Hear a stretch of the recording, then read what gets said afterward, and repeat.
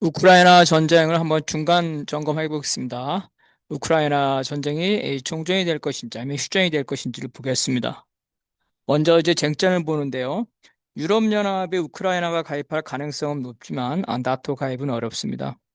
우크라이나 전쟁의 시작은 유럽연합과 나토에 편입하려는 그 친서방적인 서부의 주민과 이에 반대하는 러시아계 동부의 주민들이 대립을 했는데 이 과정에서 친러, 그죠? 동북계의 중앙정부가 친서방, 서부계의 쿠데타에 의해서 전복되면서 결국은 이 전쟁이 내전으로 시작된 겁니다.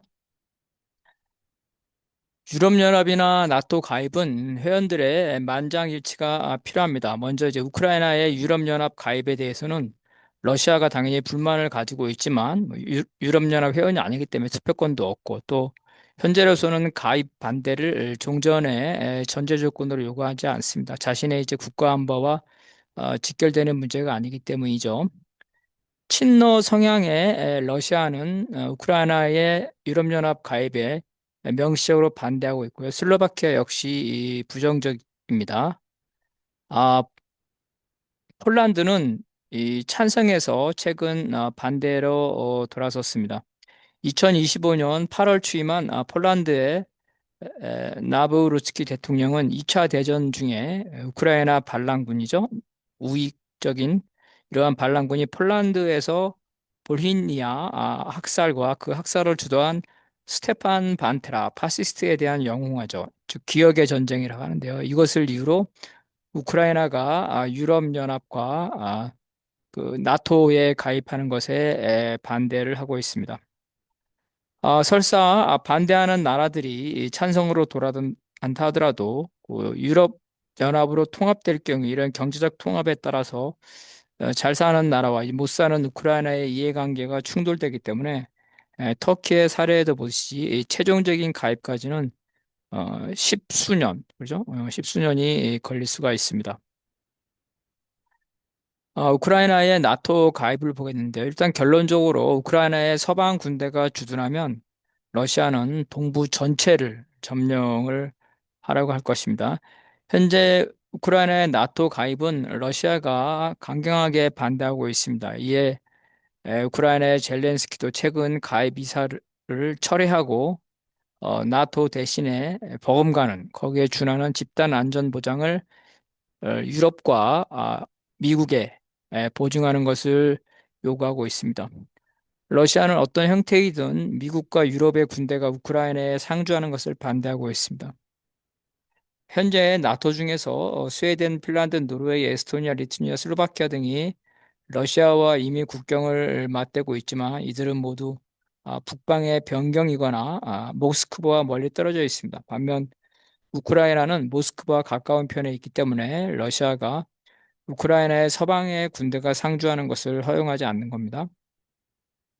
우크라이나가 나토에 가입할 때 러시아 인근의 나토 가입국들이 그 확전을 두려워하고 있습니다. 이에 이미 반대 의사를 보이고 있는 헝가리, 슬로바키아, 폴란드 이외에도 반대 국가들이 나타날 수 있습니다.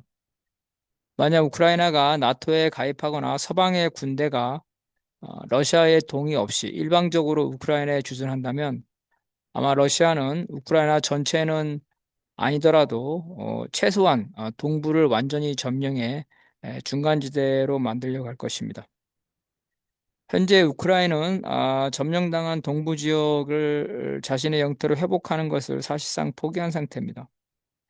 우크라이나는 지금까지 크림 반도와 동부 지역을 반환받을 때까지 전쟁을 멈추지 않겠다는 입장이었습니다. 하지만 미국과 러시아가 아직 우크라이나에 속하지 않은 돈바스, 도네츠크와 루안스크주인데요. 그 일부 지역까지 러시아에게 넘기는 방향으로 협상을 하고 있습니다.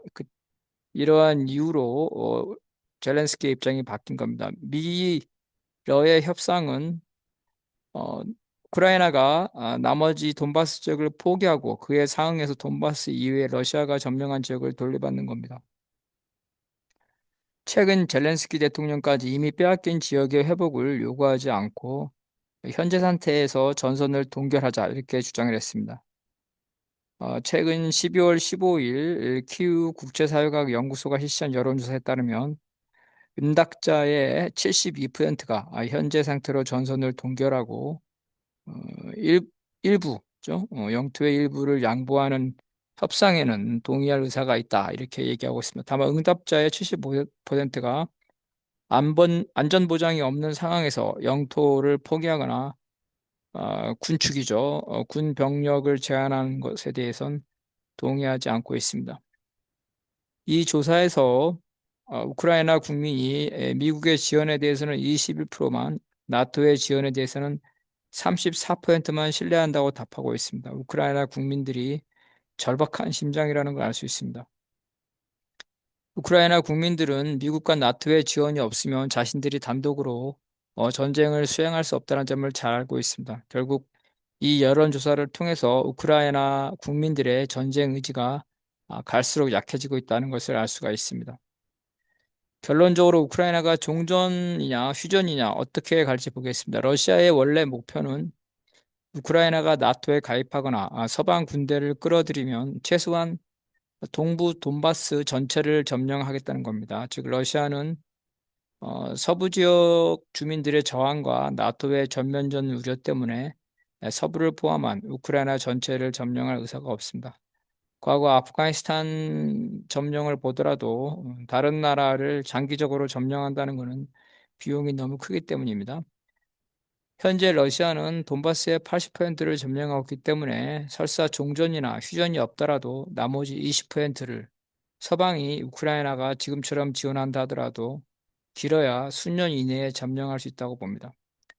미국은 서방이 우크라이나가 지원하더라도 어차피 러시아가 돈바스 전체를 점령하기 때문에 차라리 빨리 돈바스를 내주고 전쟁을 끝내려고 합니다.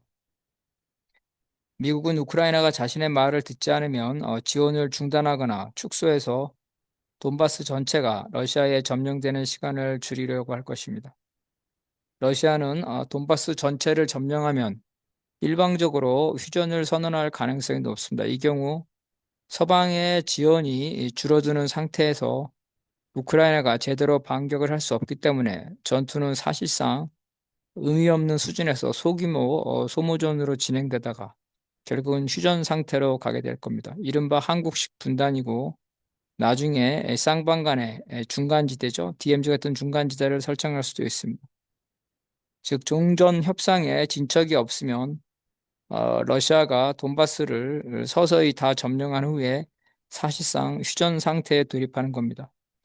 현재 종전의 쟁점은 우크라이나에 대한 비나토식 집단 안전 보장과 우크라이나에 남아있는 돈바스 일부 지역에 대한 처리입니다. 우크라이나가 돈바스 남어 지역을 내준다면 러시아가 서방의 군대가 상주하지 않는 조건에서 집단 안전 보장을 받아들일 가능성도 있습니다. 하지만 이는 젤렌스키 입장에서 영토 양보는 정치적 파멸을 의미합니다. 결론적으로 서방이 우크라이나의 군대를 주둔하냐 혹은 우크라이나가 돈바스 일부를 양보하느냐에 따라 종전과 휴전으로 갈리게 됩니다. 어차피 러시아가 장기적으로 돈바스 전체를 점령하는 것은 시간 문제이므로 종전이냐 휴전이냐에 있어서 그 주도권은 러시아가 갖고 있다고 보겠습니다.